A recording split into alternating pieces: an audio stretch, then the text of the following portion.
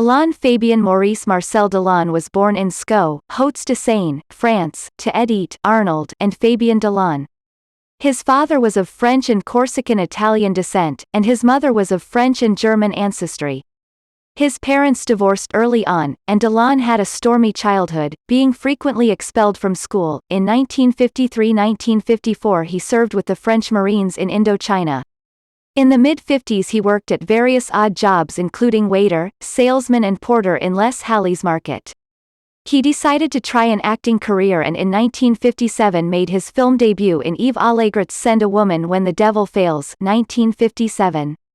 He declined an offer of a contract from producer David O. Selznick, and in 1960 he received international recognition for his role in Luchino Visconti's Rocco and His Brothers 1960. In 1961 he appeared on the stage in 'Tis a Pity She's a Whore, directed by Visconti, in Paris.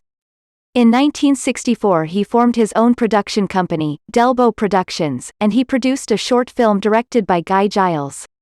In 1968 he found himself involved in murder, drug and sex scandal that indirectly implicated major politicians and show business personalities, but he was eventually cleared of all charges. In the late 1960s he formed another company, Odell Film, and the next year he began producing features.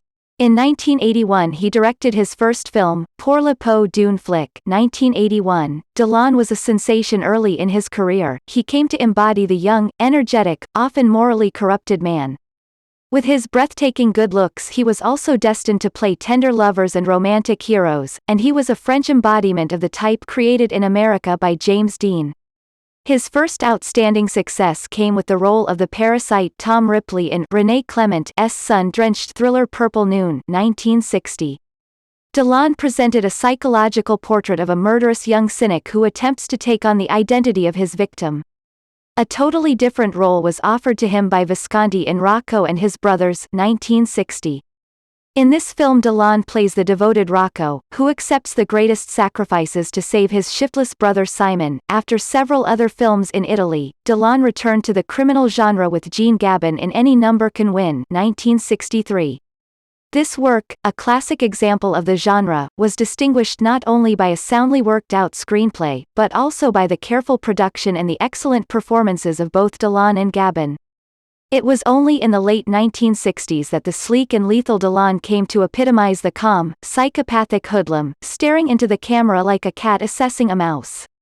His tough, ruthless side was first used to real effect by Jean-Pierre Melville in Le Samouraï 1967.